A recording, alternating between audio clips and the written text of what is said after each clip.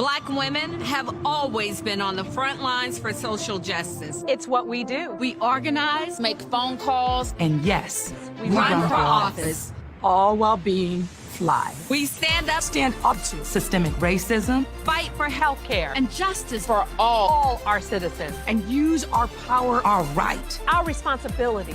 Black women, let's vote. Vote for Joe Biden and Kamala Harris. Your turn, fellas.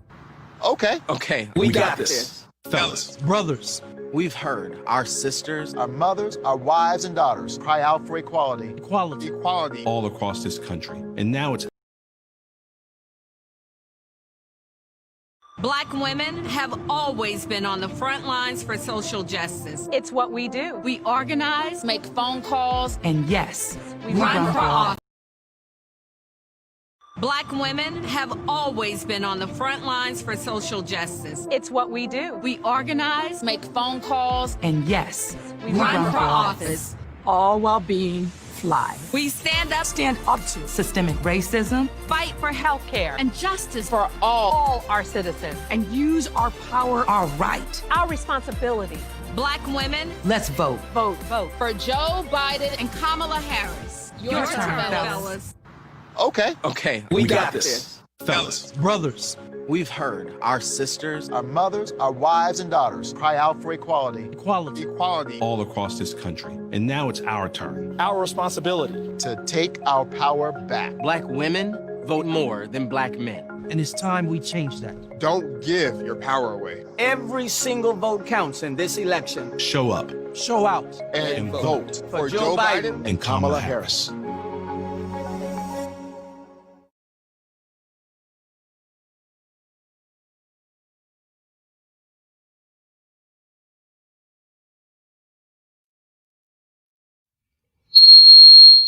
Happy Monday to each of you. I want to thank each of you for joining Perspective tonight. We have a very great show tonight as we end our three-part series that we have been in, Live Through It, which we have been talking about breast cancer and domestic violence, being that this is Breast Cancer Awareness Month and domestic violence. So I thank those of you who are tuning in. And tonight, we wanted to go a different route. So I do encourage you to ask questions that you have in the post, anything that you could think of, because tonight we want to deal with the mental aspects of breast cancer and domestic. Okay, y'all know how technology is, but we're going to keep pushing. So tonight I'm going to bring our guest in. Our guest is Jasmine Stinson. She's back with us. A lot of people have been asking, when would she be back? Well, ladies and gentlemen, she is back with us tonight. Jasmine, it is so great to see you again. It is great to see you as well. I see you had the pink and I had the purple. I liked it. Yes, we were in season. We didn't even know it. So for everyone watching tonight, and some of you may have seen the previous shows, but I just wanted to give a brief recap. We started with the first Monday in October talking about breast cancer, and our guest was Elisa Boyd, and she is a breast cancer survivor. When she found out she was diagnosed with stage 3 breast cancer, and she talked about her journey with the ailment and just things that she went through. And I won't give all of it away because you can go back and watch the replay. All of our replays are always posted on YouTube and on our Facebook, both are under Divine Vision Entertainment. But how Elisa actually found out she was diagnosed with breast cancer, she was in a car accident, and the impact from the seatbelt when she ran tests, that's when they found out that she was diagnosed with breast cancer. And as I stated, it was stage 3 breast cancer. So women, we really want to make sure that you use this time to get your mammograms if you haven't already done so, get those scheduled. And also men, there is a small case that men can contract this as well. So please, men, be aware of those symptoms as well. And then on last week, Kenyatta Tate was our guest as we talked about domestic violence. And she shared her journey and story as a domestic violence survivor. Basically, it was a man that she met, fell in love with him, and soon after they dated, she picked up on the signs, the controlling, compulsive if those are normal traits. And then after that, physical abuse started, and they had 3 children together. And that's basically all that I'm going to share about that, because those that were guests on last week, you basically know how her story ended up. But I'm proud to say that both of our guests, Elisa and Kenyatta, they lived to tell their story, and they're doing great. And they're still making big strides in this community. Both have written books, and if you'd like to purchase those books, those are posted in the backstage, the VIP group in the Divine Vision Entertainment on the Facebook page, and I'll post that link before the show ends so you can purchase those books. Now I'm not gonna delay the hour, because I really want to make sure that we spend a lot of time in this conversation tonight. And as I stated, to bring a close to the series, I wanted to do it in a different way, because we hear a lot about the illnesses and the abuse of people that battle with breast cancer and those that deal with domestic violence. But I don't think we really talk about the mental effects that these can have on the person dealing with the illness and going through the abuse. And then not only those people, the family members and friends. So we're going to talk about those tonight. And I hope that always after the show, you learn some things that you didn't know. It gives you something to ponder. And then it starts conversation. It keeps the conversation going, because we really got to keep these conversations going past October, because breast cancer, this is something that's happening every day, and domestic violence. Someone you know or someone that you're connected to is dealing with this, known and unknown. So we got to keep this conversation going. So let's get started, Jasmine. And before we get started, I will allow you to introduce yourself, because there may be some people on tonight that haven't been on the 2 previous times you were on, and just share a little bit about yourself tonight. My name is Jasmine Stinson. I'm originally from Georgia. I've been in the Birmingham area now for about 2 years, and I currently work at Impact Family Counseling, where I run our therapeutic day school, and I also see clients on the side as well. I work primarily with youth dealing with mental health disorders, but I also have adult clients dealing with everything from emotional regulation to anxiety. And so I've got quite a bit of experience in dealing with these, and that's also not accounting my personal experiences as well. So I'll be sharing, things according to the DSM and what it actually means, but I'll also give you some of that personal touch on things as well tonight. Awesome experience she does have. This is why this is the 3rd time on the show, and we'll look forward to many more shows with her. So let's get started. The first thing I like to talk about in your own words, how someone that has been diagnosed with breast cancer, how can that affect them mentally? It's easy for us to say things like, get your mammogram, get checked. But sometimes ignorance is bliss. And there is a large portion of our community, especially in the Black community, who are much more comfortable just not knowing. If I don't go to the doctor, I don't get the diagnosis, it doesn't exist, I could pray it away. And here we are, and we're doing a show, and we tell clients, and we tell our families, and we tell our friends to, be aware of what's going on with your body, get checked out. But sometimes we are more comfortable not knowing. And so I propose that we start shifting that conversation to say, do you want me to drive you to go? Because just encouraging someone to go, sometimes that's terrifying. The idea of being there, of being alone, of getting that call. Unfortunately, I know multiple people who have been diagnosed with breast cancer.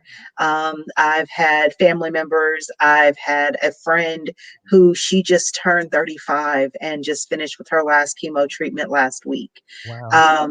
So even though it is out there to, get checked when you start, I think like 40 is the age, periodically get checked before then. If you have any kind of questions or concerns, ask before then, and try to fight that fear. I know that we are comfortable in our ignorance, but it is important to be aware and be prepared for those effects, because once you know, there are women who take it personally, who think that they've done something wrong. There is a debilitating fear of what happens as this disease progresses. Will I still be able to be there for my children? There are women who fear losing their femininity, as many breast cancer survivors have had to have their breasts removed in order to prevent reoccurrences of cancer. They question, what will that make me look like? Will my husband still love me? If I'm not married, will I be able to find someone who will love me? We have the issue with many of them are fearful of losing their hair. And as a woman, we can say all day, it's just hair, it grows back. But for a lot of women, like, that is our crown. Like, that is one of the identifying factors. And so while we can tout how important it is to find out the truth up front and to attack it head on, it's also important that we realize that there are lots of mental things happening underneath the surface as well. And we have to be cognizant of that, because while we can focus on just the physical aspects, sometimes the mental and emotional aspects take a greater toll on some people, or at least until the chemo starts, because chemo does get rough. And that's just kind of another bag of bones, because at that point you're dealing with people who question, is it worth going anymore? Especially whenever you are dealing with someone who's older. Should I put my body through this? Should I live out my last few years dealing with this suffering? And so these are all thoughts that those of us who are not affected may not realize are underlying. Okay. And then in that spectrum, we talked about how it could affect the person that's diagnosed. Let's talk about the mental effect that it could have on that family member or those family members.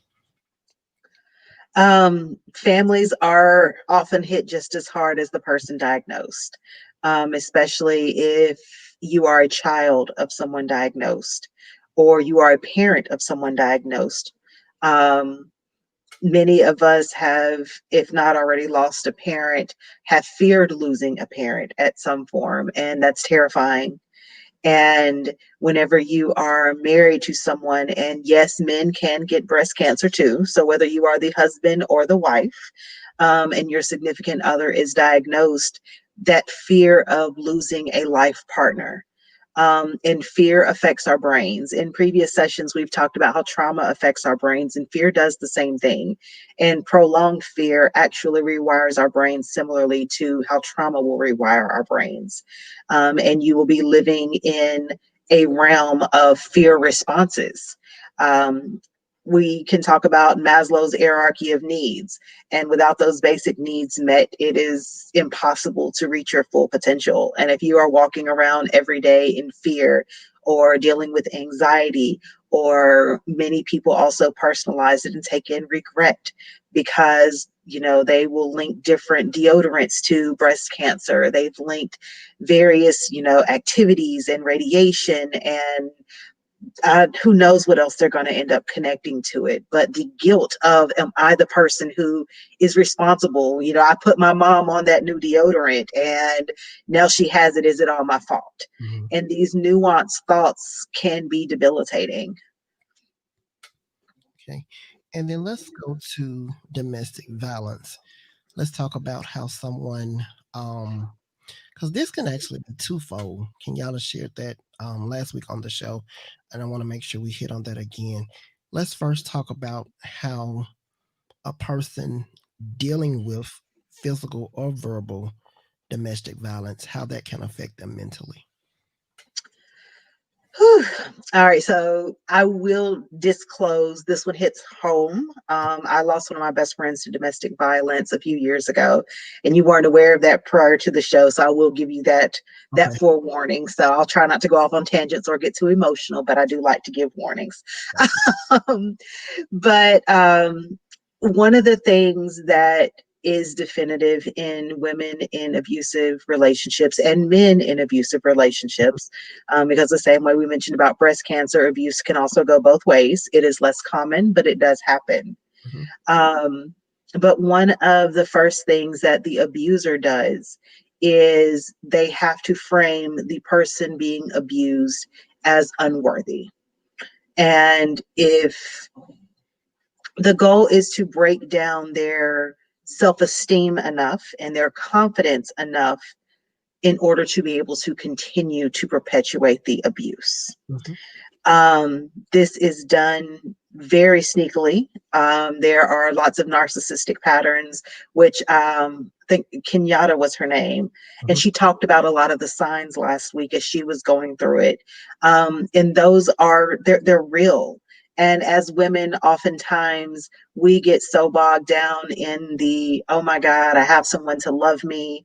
And if we're over 30, then it's, oh my God, I have to find someone to love me. Otherwise, I am never finding a man, especially if you live in the South. And so sometimes that will make women tolerate more because he might do this, but he loves me. And it's that mentality that can be a slippery slope. An abuser will often go to ostracize the person from their family and friends. If I can separate you from the people who are going to point out my downfalls and make you say, hey, dude, or hey, girlfriend, you are better than that, and this is what he's doing or what she's doing, as the abuser, I have to pull you away from those people. So by cutting that wedge, the abused individual ends up feeling isolated. They are alone. Their self-esteem is oftentimes depleted, and they oftentimes have already convinced themselves that this person is doing this because they love them. If she didn't love me so much, then there's no way she would come after me with a knife. You know, if he didn't love me so much, he would not sit outside my car, outside my job in his car and watch everything that I'm doing. That's all out of love, and it's very extreme. And unfortunately, we live in a society in which toxicity in relationships is applauded and often laughed at. You know, we look at situations like, I mean, I hate to say it, but Cardi and Offset, which is this big couple thing, and I'm divorcing him, but now we're back together. Some of that is emotional abuse. And it's that emotional, I'm not going to have anyone else, and so therefore I tolerate it. Or sometimes it is the world already knows that we're together, and it's easier to stay in this relationship than have to deal with telling everyone why it ended. I don't want to be a failure. No one's going to believe me. Oftentimes, the person being abused has been so far removed from their family and friends that even whenever they find the urge and find the strength and the courage to walk away, they feel like they have no one left because they've quit going to family gatherings. They've quit going to hang out with their girlfriends. They're not, you know, chit-chatting and everything else. And COVID has exacerbated this problem because whereas, you know, that abused person might have had no choice but to show up at Sunday dinner at grandma's house or at mom's birthday or something else. So at least the family gets to see them, even if it is on a regimented schedule. With COVID, oftentimes these abused individuals are at home constantly now, and they have nowhere to go. So that fear is there, and you'll hear women question whether or not I can afford to move out. If it is a 2-income household, oftentimes it's I don't have a choice. And so these thoughts have to kind of be kept on the forefront of your mind when you are dealing with someone who has been abused, and also to do a self-check. You know, are you in a relationship that makes you feel and think these things? Because if you are in that situation, you may not have yet admitted to yourself that it's abuse, and it may not be. You could just be having some emotional turbulence going on. But if you are having any of those emotions, especially regularly in your relationship, you do have to do some introspective reflection. Absolutely. And then let's talk about the family members and friends. Because as we said with breast cancer, this can have a mental effect on them as well. Mhm. Um,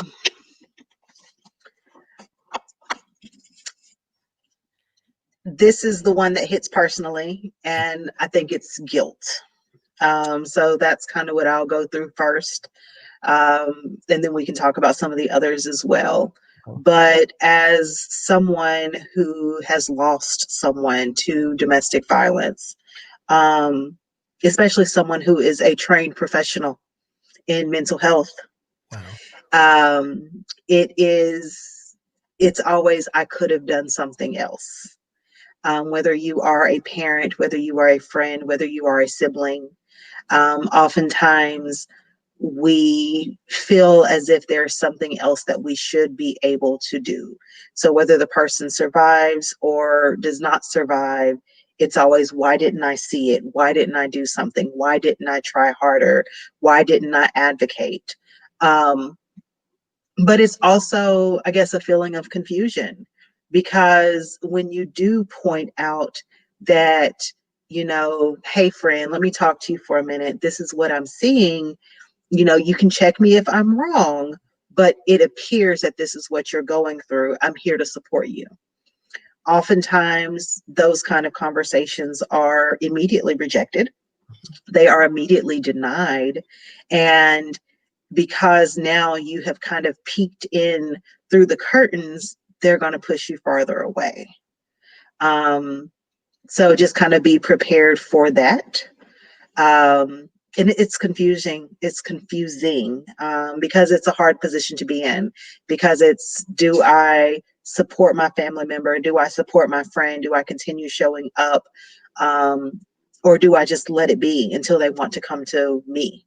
And honestly, I've done research because, like I said, I dealt with the guilt, and I had to counsel and research myself out of it to figure out that there is really no right answer.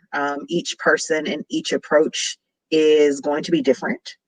And there are some people who are going to need you to remind them every single day that, hey, I'm here for you and I love you. And if you ever need me, I'm a phone call away. You show up at my house in the middle of the night, it doesn't matter. But then there are some people who, the more you remind them, the farther away they're going to push you. And then when they reach the point of needing you, they're going to be afraid that your door is no longer open. So I just encourage communication. Address the elephant in the room, because oftentimes, just like clients who, and I know that they're not necessarily parallel, but clients who have self-harm ideations, clients who know that they are doing something that allows harm to themselves or can cause harm to themselves, oftentimes are waiting and looking for someone to bring it up. Because if I say it out loud, then I'm at fault. But if you say it out loud and I just agree with you, then it's a little bit less of a sting. So don't be afraid to ask your family and friends, check in. Very much so. And then before we get to the next segment, I want to bring this up. How would you address when there are times, because I know both of these, breast cancer and domestic violence, when you're dealing with it, it can cause you to be standoffish. And I don't think you realize you're being standoffish. That's just the way that you've chosen to be for your benefit. Because as we think about with the breast cancer, if you lose your hair, if you lose weight, people don't mean any harm, but sometimes the looks that can cause harm to a person. And it's the same thing with domestic violence. If there's evidence of a bruised eye or um, a bruise that's where you could see it, looks. A lot of times we don't have to say anything but our looks, and that can cause more harm than it can be good. It can be very damaging. So, what would you say to the audience tonight, just to be mindful, because we are going to go we are going to talk about how words can harm, but I want to address the looks because, like I said, and it hasn't always been this way. Nowadays, looks can be more damaging and can cause more harm than a person uttering a word out of their mouth. And I think that it's because as humans, it is easier to control our mouths and our faces. If someone says something out loud, oftentimes we can justify that they're calculating it, they're trying to be mean, and we can counter that mentally. But people typically don't have a lot of control over their facial expressions until they realize the face they're making and they purposely change it. So those things, they do hurt. As I talked about with the hair earlier, with it like being a woman's crown or her breast being her femininity, these things do make people uncomfortable. And some people will choose to be away from the crowd to avoid, getting stared at, to avoid, even when we think that we are being positive. Oh my goodness, you look good with no hair. Yes, it sounds encouraging. Yes, it's also a reminder that this horrible illness has resulted in me having a life-changing, surgery, and my body is going through things that it will never fully recover from.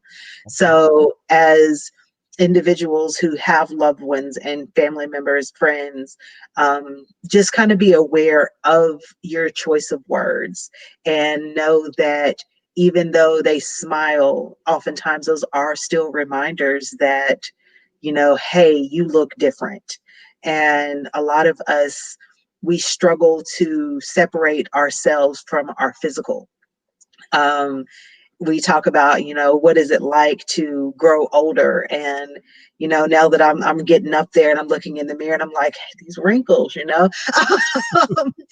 and that is something very vain that's with age, and it's natural, and everybody is going through it, and it makes me self-conscious. Right. So consider that whenever you are talking to someone who's dealt with a serious weight loss or a hair loss or any kind of bodily disfiguration from abuse, how conscious of it they always are, and try not to stare. And if they bring it up, then by all means have the conversation if they're ready. But otherwise, a girl, you look good will suffice. It doesn't have to be, girl, you look good with no hair. Right. And then like I said, let's dive into. I really want to spend a lot of time on this. We talked about this before, but I just think it ties hand in hand. How words can help, they can heal, but at the same time, also they can hurt. And this is something we've all encountered. Whether you're the sweetest person, you're the nicest person on the earth, all of us, all of us, at one point, time or another, we've all said something directed towards another person. We did not mean any harm, but it was just the way that it came out. We shouldn't have said it at all. So let's talk about that for a few minutes. I have this conversation at least once a day. I run a therapeutic day school. And we talk a lot about intent versus perception. Mhm. And though I may intend to compliment you, your perception is what really matters. So, for an example, last week, one of my students, he came and he's like, "Oh, Miss Jasmine, I really like that shirt on you. It makes you look a little slimmer." And I was like, "No." Um, and I made a joking reference because it's a lighthearted way of putting it, but his intent was purely to be complimentary. He had no intention of, saying anything at all negative about my weight or anything like that. But my perception of his comment was, this little boy just tried me. So just kind of keeping that in mind, because we do it all the time. And whenever we grow up in boisterous households, and by boisterous, I mean if you have a sibling or cousins that are anywhere near your age, we grow up We've called it Jonin, Jankin, Kraken, and everything else under the sun. And it is our nature to identify people by their flaws. And we do it amongst our family members casually and jokingly. Like, that's Pee Wee with his big head. And we look at Pee Wee, we're like, yeah, he does have a big head. And so it's important to, I guess, realize how that affects other people, especially other people who are going through things. Talking about casually about, I can't imagine ever being in a domestic violence situation. Girls who stay there are stupid. We've all said it because we've all thought it. And then when we meet someone and know someone who we love, who is educated and who is successful and who was beautiful or handsome and sees that they go through it, then we question how. How did they end up going through it? Like they're better than that. And it's I don't even know how to put it into words. Like, we don't realize what we're doing, but those words are oftentimes taken home, and most people are not comfortable confronting you about it. Most people are going to keep it to themselves, and they are going to continue pushing forward as if you never offended them. So it's just important to be aware of your sensitivity and how you're approaching a topic, and your delivery matters. And like I encourage my students to do is always be willing to apologize, because as you started this conversation, we've all done it. Every single one of us. Sometimes it's because we're being petty, and other times it is fully accidental.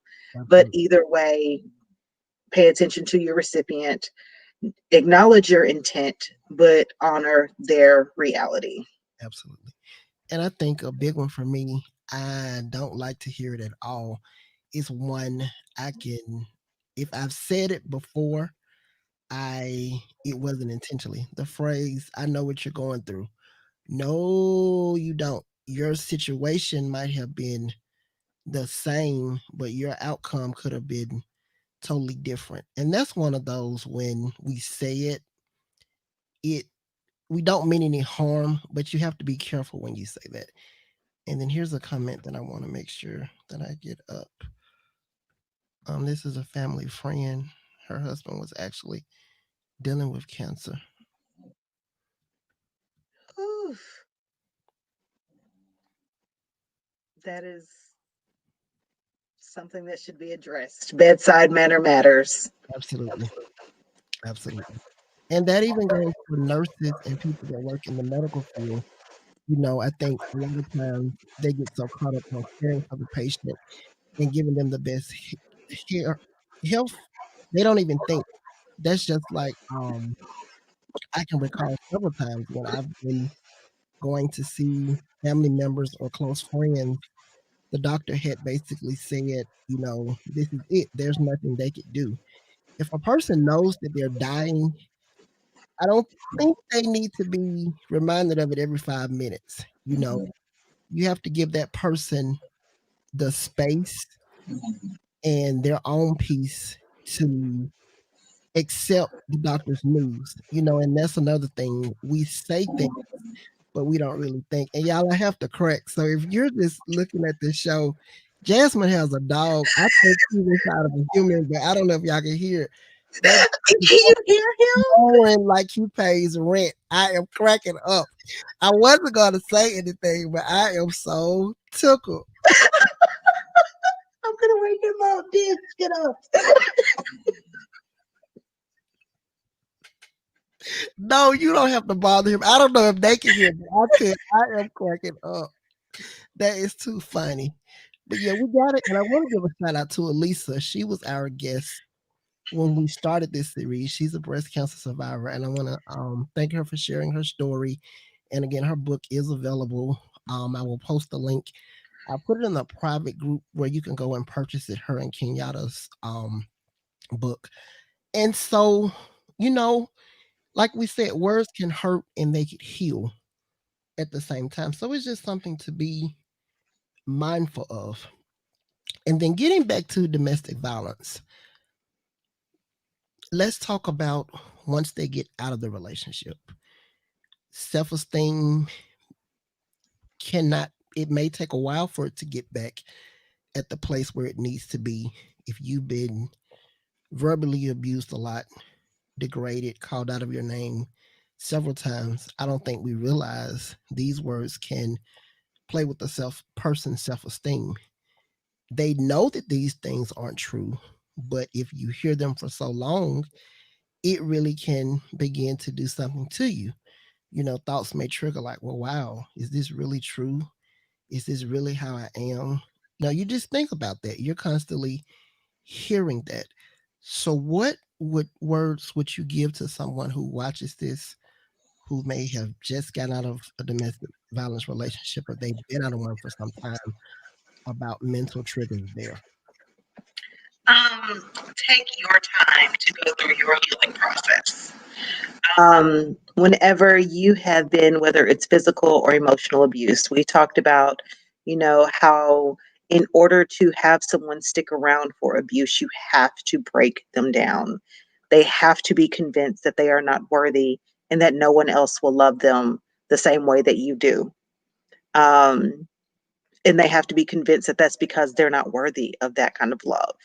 And so, whenever women finally get the courage to leave, oftentimes it is a particular physical incident that, they've set this limit. He's hit me before, but if he does this, then I'm leaving. And so they'll set that. But at that point in time, mentally, they're still in that subservient or less than role. Um, Women who leave domestic violence relationships oftentimes are having trouble trusting. They will have trouble forming bonds with new people. They will also oftentimes end up with people who are very similar to the one that they had before. Unfortunately, abusers typically have a type, and they are attracted to girls who are kind-hearted and who are pleasers. And I say pleasers and like those, if you have a giving nature, I'm not telling you to change yourself because we love people who have giving natures. I am also one of them. But be aware of the people that you let yourself give to. Because once you come out of these relationships, oftentimes it's going to be challenging for you to give anymore. Mhm. And that's kind of losing a piece of yourself because you are worried about someone taking advantage. You will worry about someone, hurting you again. And those words, oftentimes, like we're just talking about the power of words, even with the quote that's up now, abusive words are oftentimes worse than the physical abuse. And perfect timing for Kenyatta's to come up. That is so true because the words keep hurting. That black eye is going to heal, that bone is going to heal, that bruise is going to heal. But every time that you look in the mirror, you're going to remember that he told you that you were so ugly that no one will ever love you again. And it's going to take time to get over that. And it's going to take that positive affirmation. It's going to take friends building friends up. So if you are friends with someone, and I feel like the comments are writing my script right now, y'all stop. Because as I'm segueing into it, it's popping up on the screen like I got notes or something. But no, but what he said is valid, and that's where I was going with it. If you know of someone who has dealt with whether it is domestic abuse or whether it is breast cancer, anything that changes someone's body, and even if it's not the physical action, the stress from the action can make people lose their hair. It can make them gain weight. It can make them lose weight. It can cause wrinkles and gray hair and knots on their back, and they might start walking kind of slumped over. People gain weight because they no longer have the gumption to exercise. It is important as loved ones that we use our words to uplift that person and gently remind them of who they used to be. And I say gently because it's not, oh, you left him now. It's time for you to get your hair cut and get fine and get back out on these streets. Because honestly, they're not ready. They're not ready. But it's important to say, I'm proud of you. That is a sign of your strength. That is a sign of your courage and your perseverance and your self love and your love for your children or your love for your family that fought this cancer or you left this relationship. And that takes strength. And remind them of those core characteristics that will entail turn back into those physical and outpouring things that they will be able to share with the world. Okay, so we are almost complete with our show, but you know where we got to go next. Let's tie all this up by talking about the importance of going to counseling because it's really like it's a no-brainer, y'all. Even before we were faced with the pandemic, our world has really been in some crucial times. And even with the pandemic now, I think one thing among other things that it's taught us, you don't have to feel like you're in something alone. I've talked to countless people since we've been in somewhat of a shutdown or not being able to get back in a state of normalcy since March. Several people that have said, my sleep patterns are off. I just eat, eat, eat, eat, eat. And instead of, coming from a judgmental place, I share some of my own struggles. We laugh about them. And oftentimes I flip the conversation. I said, well, since you up at 3 or 4, tell me what you're watching on Netflix. And that encourages them rather just saying, things like, well, you got to lose that weight because if you don't, you're going to be big as a house. You can't do that because as we've discussed before on the show, this pandemic, it has affected all of us physically and mentally, whether we own up to it or whether we admit it or not. And the first thing that we've talked about before is admitting it. But you have to use reverse psychology when you're talking to people. You can't down them because, as I just stated, these are crucial times for everyone. So, yeah, let's talk about the importance of going to counseling and dealing with these issues because some things they can escalate into deeper things if we don't put a control on them. All right. So I like to start these conversations by telling people what counseling is. There's a lot of misconceptions. I only have one client that actually lays on a couch. I do have a couch in my office. Most people sit on it. We chat. Sometimes we have tea. But yeah, I do have a client who he has decided that that's what therapy looks like in his mind. So he does lay on the couch. So you do have that option in some cases. But for the most part, it's not you laying on a couch while I have a notebook in hand or your therapist has a notebook in hand. Writing down all of your problems and then calculating a solution to present to you at the end like a prescription. That's not how it works. The purpose of counseling is to help you dig deeper. One of the things that you mentioned earlier is how people say, I know what you're going through. And that is one of the biggest lies that we tell ourselves and our friends and loved ones, because even though we might have endured the same exact experience, everything else that I've dealt with in my life shapes how that experience affects me. And it shapes how that experience affects you. So I think that it is important that I keep stopping to read. Yes. It's important that you go because a counselor's job is to help you to dig into what you have going on and to help you figure out how your reality is affecting your perception. Your counselor can talk to you about, they can help you figure out why do you have trouble trusting people. They can help you figure out why you can't maintain a schedule. They can help you figure out why, a certain person or a certain environment or sometimes life in general is just giving you anxiety.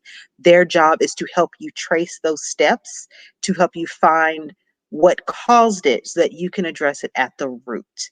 They are not there to listen to your problems and just give you answers. They're there to help you find the answers. So, with that being said, I encourage it for everyone. It is a great time for self reflection. Most counselors see counselors. So, that lets you know that we truly do believe in the profession. Um, and it's just, like I said, it's an opportunity to explore and to go deeper. And people will oftentimes say, well, I'm not crazy, so I'm not going to see anyone. Um, I had a client one day tell me that therapy is stupid because all I'm doing is talking and it's not changing anything anyway. And here we are 6 months later and his life has changed. But I say that to say a therapist's job is to help you figure out the changes that are needed. Because when you know better, you do better. And they're trying to help you to know better. So even if you feel that things are going well in life, I suggest therapy for maintenance, even if you're only going once a month, just to kind of let it out and get it organized in your brain and just kind of recoup. I think that that is important. Absolutely. And then if you would kind of explain the difference between a life coach and a counselor, we know that there are some similarities, but there are some differences as well. So a life coach is what literally what I described a counselor not being. Okay. I don't knock my life coaches. I've got friends that are life coaches, and I think that if you are in a rut in life, a life coach could be incredibly beneficial for you because a life coach, they look at life with a very pragmatic viewpoint and they figure out ways that you can be successful or you can reach your goals or you can change habits, and they will help you implement new habits to change those patterns in your life, which a therapist also can do. But instead of a therapist saying, hey, I really want you to finish school, so I want you to do this, this, this, and this. That's what a life coach would do. A life coach would say, you know what, the first thing you need to do is you need to finish college. Let's get you re-enrolled. Let's do this, blah, blah, blah, blah, blah, blah, blah.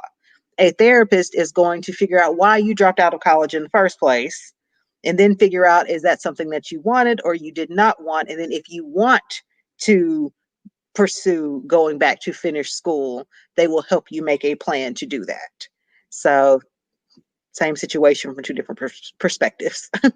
Gotcha. Just wanted to throw that in because they are often said where they're both the same thing and they're not. So just wanted to make sure that we got that in. The last thing is we're nearing the end that I wanted to talk about, and it ties in, but I wanted to make sure that we got it in. So we are about 3 weeks away from the election. And so since we were talking about negative words and how negative things talk about, as we all know, this is election season, and everybody that's been on here, you have your TV on, you have your radio on, and you probably already know what I'm finna talk about. You hear these campaign ads. Now, while some of them are true, and we're not gonna get into any political office tonight. We're not gonna talk about that, but you all will get where I'm going. Some of them they can affect you negatively. And I will talk about one in particular. It's out and I've seen it, and it has nothing to do with me having the pleasure of meeting Doug Jones twice. Some of them, there's an attack on character too strong. And there's one that's out now, and it opens up with a Caucasian female, and she's sitting in her home, I guess, and she's saying that when she was 18, she experienced an unplanned abortion. And she said that she asked God for forgiveness, and Doug Jones needs to do the same. So in the commercial, she goes on to talk about how he believes that you should have the right to abort your baby up to the 7th and 8th month. Now, those, Tanisha, you can correct me if I'm wrong, and if there's another nurse on, I didn't think it was possible that you can abort a baby that long of a process, first of all. And for her to say those things. And Doug Jones did respond because, like I said, that has probably been one of the lowest ads that I've seen where it's really, really, really, really attacked anyone that I've seen running. So I want you to take just a few minutes to talk about how these political ads, they really can affect us mentally. This has by far been the most controversial and emotional election period that I think any of us have ever witnessed. Right. We are dealing with the pandemic, which already has everyone anxious and frustrated and depressed. And on top of that, we are watching our candidates drag each other through the mud and point out these extreme emotional extremes. Um, I am not in the medical field. However, I've read a lot on it because, like yourself, so I'm a Googler. My Google search history tells a lot about my character. Um, and when I saw that same commercial, I started Googling. So it's ironic that you brought it up, and I didn't even know you were going to.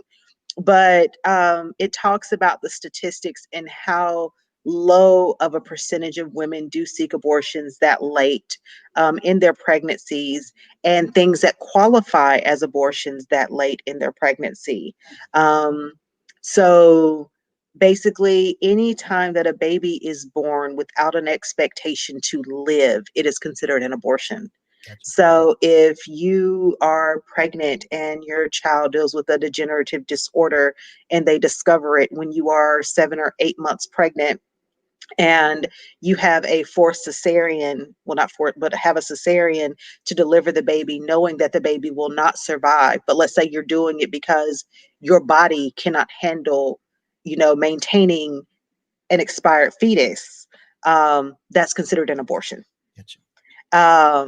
And I could not find, because I did start searching. I was on Reddit and Threads and searching keywords, and because I'm that person, looking for someone who admittedly carried a child almost to term and suddenly decided, I changed my mind. And what I found repeatedly was that women who make that kind of decision that late on are typically in a life or death situation.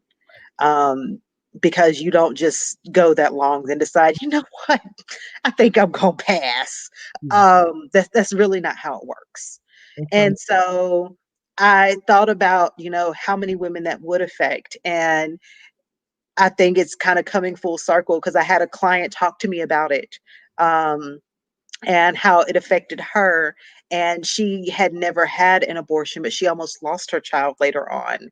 And she had to have that conversation with her doctor on whether or not she would keep her child or not. And so, once again, it goes to remember how our experiences shape our perception. And it's not just that, it is our ads about, not caring about people of different races and different cultures. And they've become so polarized that they are labeling people who agree as good or bad. When in reality, if I showed you a graph and told you, 100% of people believe this, but I made it on a small scale, so it didn't look like that much. Or maybe I didn't tell you that it's 100%, but I'm measuring it out of 1,000%. So in effect, it's only 10. So these are the ways that the media can shift its message and still be telling the truth, to evict that emotional appeal, because right now that's what they're counting on for votes. Right. Absolutely. And like I said, I thank you for bringing clarity. I've had a few friends who were told by doctors that they should abort that far along. And I've actually had a friend, she they did have to abort her baby medically because it could have actually caused her to pass away. So those things I had heard of, but I knew that no person at an abortion clinic would have advised you that far along. And so yeah, it's a rough season, which brings me to that. So we know the debate is this week. If you don't want to watch, it's okay. Trust me. You know who you're going to vote for, and it's not just president. You've researched, you've researched. So if you don't feel strong enough to watch, it's okay, because we have to learn how to do things different. Um, yeah, people are going to be who they're going to be, good or bad or ugly. And at the end of the day, you just have to accept that. Pray for them, you do your part, and you move on. So again, I'm going to say, if you're one of those, you don't watch the debate on um this week, it's okay. It's okay. And you just have to protect your peace at all costs. And that's a big mental thing, because a lot of times anger, it can start out small, but it could trigger and it could cause other mental issues that aren't worth it. So yeah, you just have to protect your peace at any cost. And about protecting peace. So I didn't realize I had been doing it because I think it was more subconscious. But today I finally paid attention to why I felt refreshed. And for the past 3 weeks, I have not done social media on the weekends. I'm not on Facebook. I'm not on Instagram. I am in the moment and living my life through the weekends. Not that I'm doing anything because COVID, but um, not being constantly inundated with the negativity. Right. And, if you like this person, you have to be this, or if you are this way or you look this way, you have to believe this. And if you don't believe this, then you are this. And it's just, there is a lot of negativity out there, and I cannot stress enough, like what you just said, protect your peace. Right. So that means having Thanksgiving dinner at home this year, have Thanksgiving dinner by yourself. Exactly. Me and my snoring dog will come on Zoom with you. And that is a good point, Jasmine. Y'all, it's okay to take breaks from social media. You're not gonna miss anything. Trust me, you won't miss anything, because and people will tell you, those people who really know me, if it's something you want to make sure that I've seen on social media, you better call me, because 9 times out of 10, I haven't seen it. And I'm being honest, because it gets old. And here's one fact about social media, and we're preparing to close. People are gonna only show you so much of who they want you to be. So you can fall into the hype if you want to. You don't know what these people are dealing with in their lives. They're only going to show you so much of who they want you to see, of what they want you to see. That's celebrity, that's politician, that's family member, that's homeboy, that's bestie. As a lot of us say, they're only going to show you so much. But I would advise you, even if you just start with one day, take a break from all of that. Take a break. Now, if you run a business, that's different. If you have to use your messenger, that's different. But just for those of us that search, I guarantee you, with a lot of that negative stuff, because majority of it is negative, we laugh about it, but it's negative. Without a lot of that in your system and in your spirit, it really does make a ton of difference.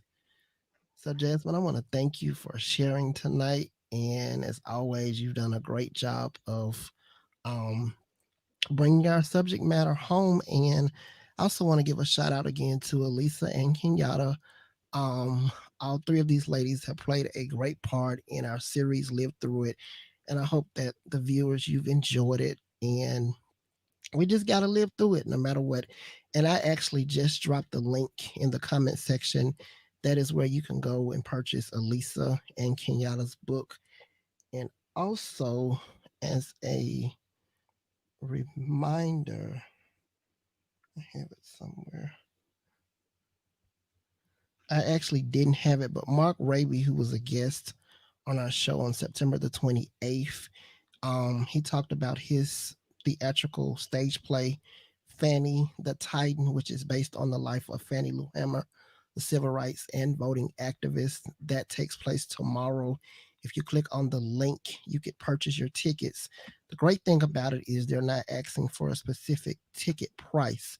Whatever donation you like to give, it will be very appreciated. And as always, I encourage you to support the arts because at this time it is needed more than ever because none of us know when we'll be able to get back to normal life of performing before audiences before the stage. But again, that link has been provided where you could go and access the ticket link. And I think the performance starts at 7:30 tomorrow. And then also, as we've been doing, we are 15 days until the November 3rd election. That time will be here before you know it. Please, ma'ams, please, sirs, please make your plans to vote. And tonight is actually the last day to register to vote. If you haven't done so, you can go to vote.gov and take care of that. And please encourage someone you know, if they have not registered to vote, to do the same thing. And I also want to make sure that we talk about our early voting. The early voting started on the weekends because you are still able to go every day from 8 to 5 at the Jefferson County Courthouse and at the Bessemer Courthouse. Jefferson County Courthouse is on the 5th floor, and then at the Bessemer Courthouse, it is in the basement. So that's Monday through Fridays from 8 to 5. And then on the weekends, it started this past Saturday, and we have one more Saturday voting, which will be this Saturday, October the 24th from 9 to 1. Jefferson County Courthouse, the 5th floor, and then the Bessemer Courthouse in the basement. And the count I had from the Jefferson County Courthouse, don't have the final count, but I do know that it was well over 800 people. So kudos to all of you who went out Saturday, and kudos to those of you who will be doing early voting. I will be going this Thursday, so I'll be sure to give an update on my show on next Monday to tell you how the process works. But please encourage those who have questions about it. And here's a little side note for those who are doing the early voting, and I will post this link too. If you already go and have your absentee ballot filled out, that speeds up the process a lot. And I already have a copy of your photo ID copied. There still could ask you for your photo ID anyway, just a physical copy. But I am being told that if you have that form already filled out and a copy of your photo, then that does speed up the process, and you are likely to be pulled ahead of people that don't have a form and need to get one. So please make sure you do that. And then next Monday, I advise you to join us. We have a two-part series. People had asked about this, but I purposely saved it for 2 weeks before from the election. We're starting a two-part series, The Power of Using Your Voice. And we're talking about voting. But this series is going to be different because we're not just talking about this election, but we're talking about voting in neighborhoods, in all races, because all voting is important. I think it's very key that we realize what we do, even in our city elections, can have a determining factor on how things are handled at a state level and a national level. So, y'all, please use your voice to vote, not just for the president, but all elections. But it is so important. So, I want to thank each of you for tuning in tonight. Another great show tonight, episode 15. We are continuing to go higher and higher. Thanks to each of you who tune in each Monday. And I will see you all back next Monday, 7 p.m. Central Standard Time. And as always, keep the faith and have a great night.